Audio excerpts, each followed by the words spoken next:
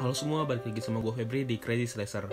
Kali ini dan kedepannya akan ada segmen baru yang membahas tentang review suatu film, game, buku, sampai makanan. Segmen kali ini sementara dinamai Pore atau Pojok Review.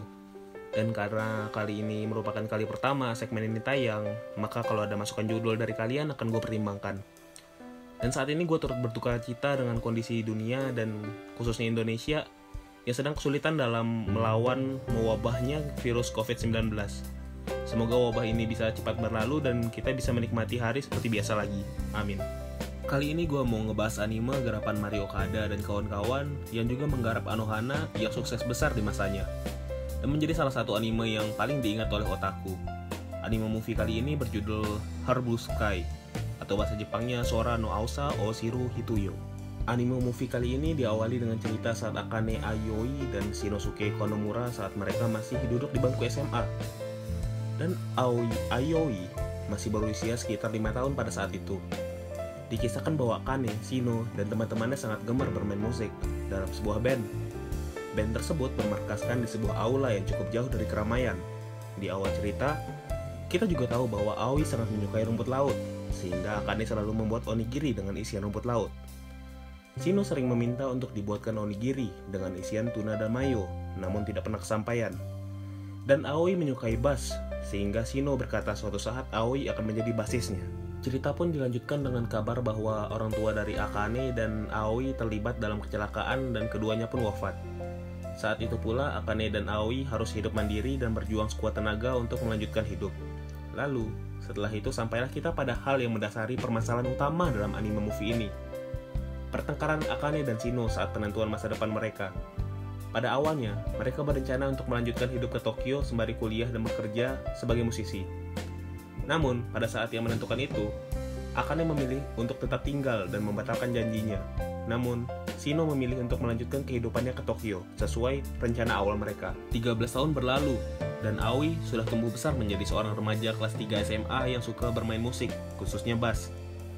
Akane menjadi pekerja kantoran yang bekerja di balai kota bersama teman masa SMA sekaligus drummer band masa SMA-nya juga, Masamichi Nakamura. Dan suatu hari, balai kota berencana untuk memperkenalkan budaya setempat melalui musik dan mengundang salah satu musisi ternama, Dankichi Nitobe.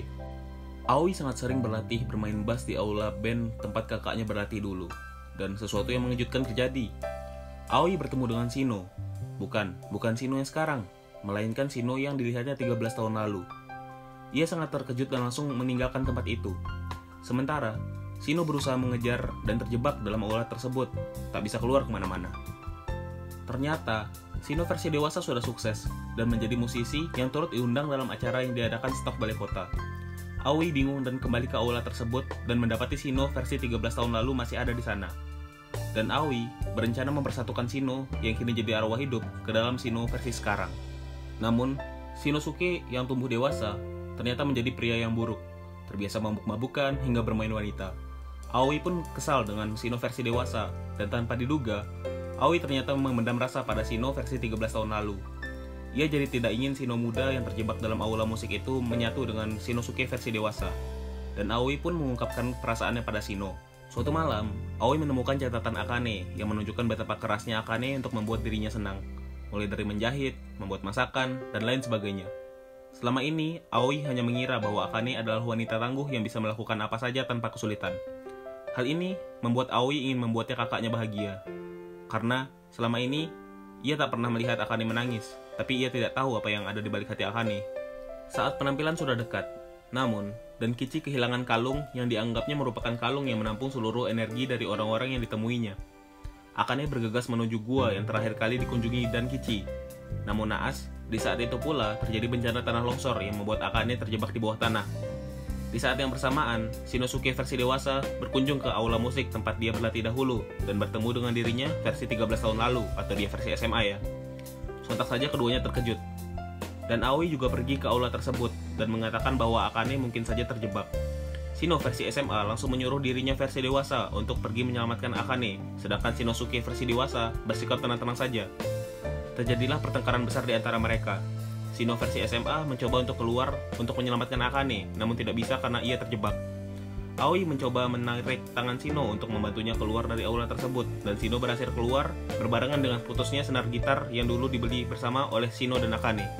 Shino pun mengajak Aoi berlari untuk menyelamatkan Akane, dan satu-satunya hal yang tidak masuk akal di anime movie ini pun terjadi.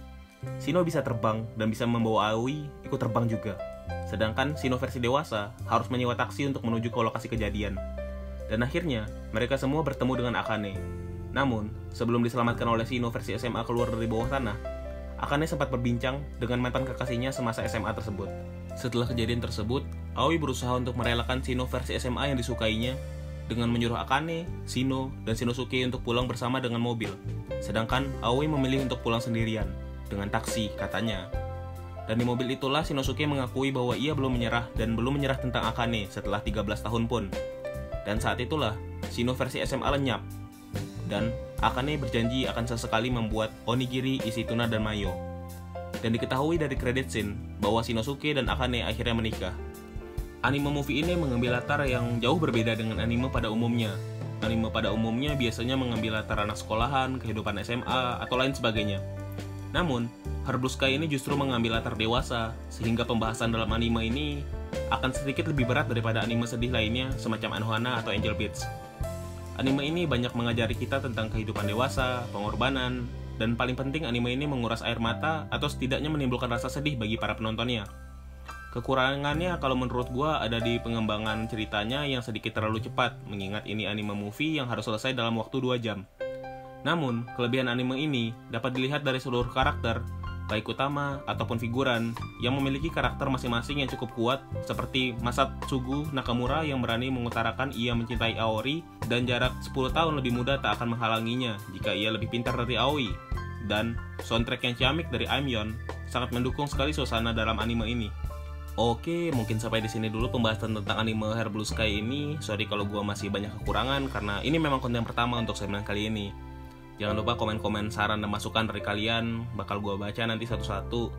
Like, jangan lupa juga subscribe channel ini. Gua Febri dan see you later.